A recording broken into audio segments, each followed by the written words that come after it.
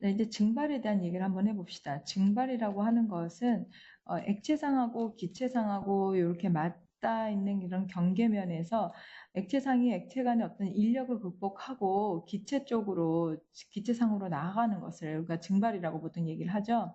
지금처럼 이렇게 닫혀있는 상태에서, 닫혀있는 계에서 액체가 이렇게 기체 상태로 이렇게 증발이 되고 있을 때 처음에는 증발되는 정도가 이렇게 증가하다가 증기가 많아지게 되다가 어느 정도 증기가 많아지게 되면 이거는 다시 액체로 돌아가는 그런 상태가 만들어집니다. 처음에는 이렇게 순수한 증발이 일어나게 되고 지금 증발 속도는 그러면 일정하죠. 증발되고 있는 속도는 일정한데 여기서 오히려 응축되고 있는 응축이라고 하는 것은 기체에서 액체로 가고 있는 상황인데 다시 기체에서 액체로 가고 있는 상태의 응축 속도는 점점 더 빨라지다가 이 부분에서 지금 같아지고 있다.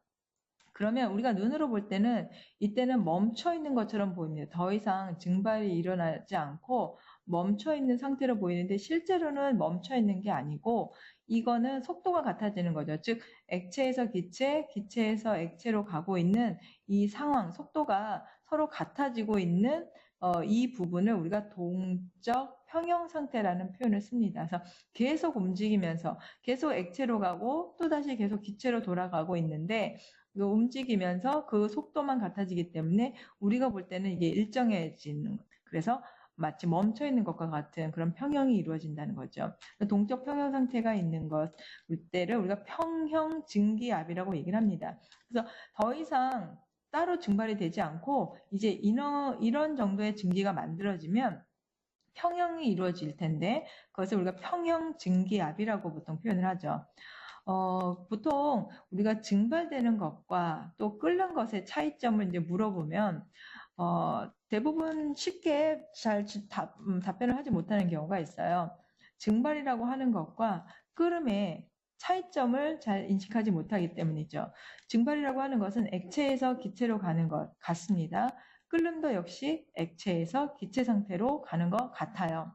근데 증발이라고 하는 것은 지금 액체상에서 기체상을 경계로 하고 있는 이 최전방에 있는 액체들이 이 안에 있는 액체하고의 인력을 끊고 기체가 되는 것들, 기체상으로 가는 것들, 이때는 우리가 증발이라고 하죠. 보통 열려있는 계에서 특별한 어떤 에너지를 많이 가하지 않아도 증발은 자발적인 형태로 일어나게 됩니다.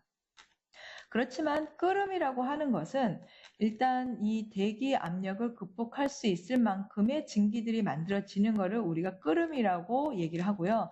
기준 끓는 점을 우리가 정했습니다. 기준 끓는 점은 바로 1기압의 대기 압력과 동등해지는 그때의 증기 압력이 만들어질 때 이때를 우리가 기준 끓는 점이라고 하죠. 예를 들어서 H2O 물 같은 경우에는 끓는 점이 100도씨가 됩니다. 그러니까 100도의 온도로 우리가 계속해서 열을 가해줘야만 여기 수증기가 만들어지고 이 수증기들이 이루어지고 있는 이 증기 압력이 비로소 1기압이 된다. 그래서 대기압과 같은 1기압이 된다는 거죠.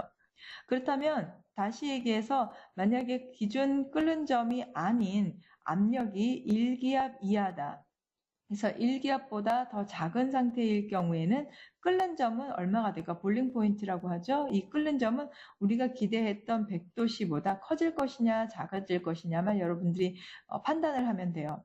그래서 압력을 극복하고 이 압력과 같아지는 지점을 우리가 기준 끓는 점이라고 했을 때 압력이 낮아지게 된다면 끓는 점 1기압보다 좀 크네요. 예, 이건 1기압보다 작아 있는 경우, 작은 경우예요. 0.7기압, 0.8기압 뭐 정도 됐을 경우 이때는 100도보다 작아진다고 볼 수 있습니다. 그러니까 100도보다 낮은 온도에서도 이 낮은 온도에서 만들어진 이 증기압만으로도 이 증기압을 극복할 수 있을, 대기압을 극복할 수 있을 정도가 된다는 거죠. 그러니까 예를 들어서 아주 높은 산에 올라가게 되면 이때는 압력이 점점 작아지게 돼요.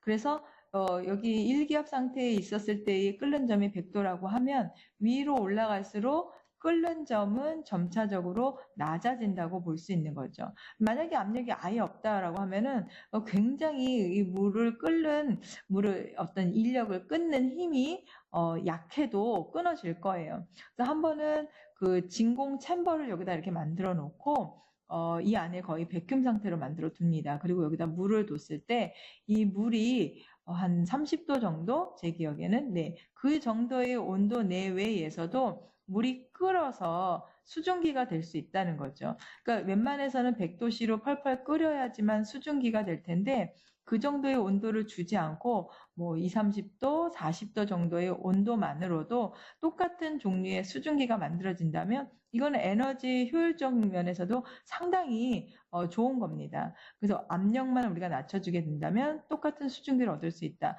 이렇게 해서 우리가 정수기 같은 거 만들 때 이런 정도의 원리를 이용을 할 수도 있겠죠.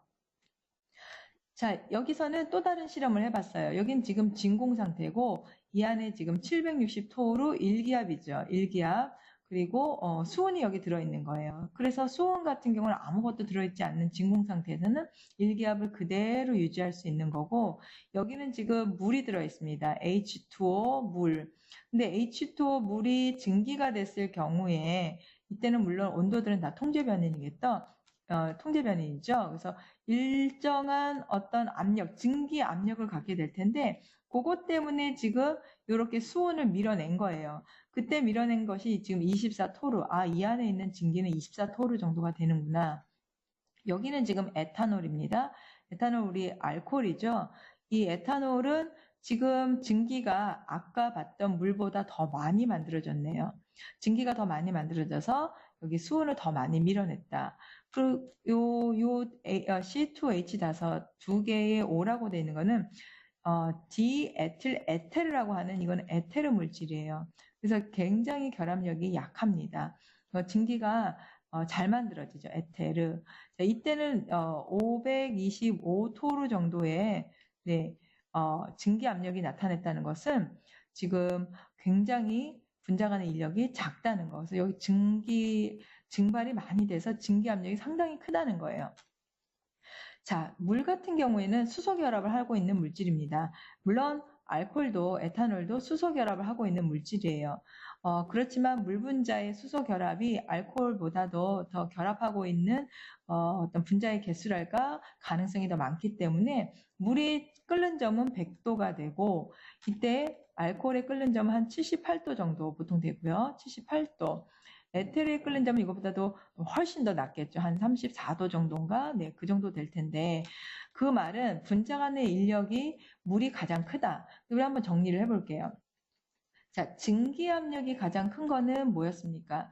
여기 지금 물, 그 다음에 에탄올, 그리고 에틸에테르, C2H5 두 분자의 네, O. 그래서 에틸에테르가 있고요. 디에틸에테르가 있고 증기 압력은 지금 에테르 쪽에 당연히 높았었죠.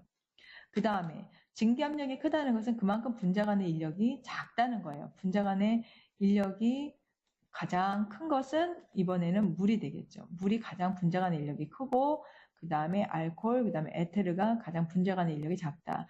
결국은 이 증기압력을 가지고 우리가 분자 간의 인력이라는 걸 한번 예측을 해볼 수가 있습니다.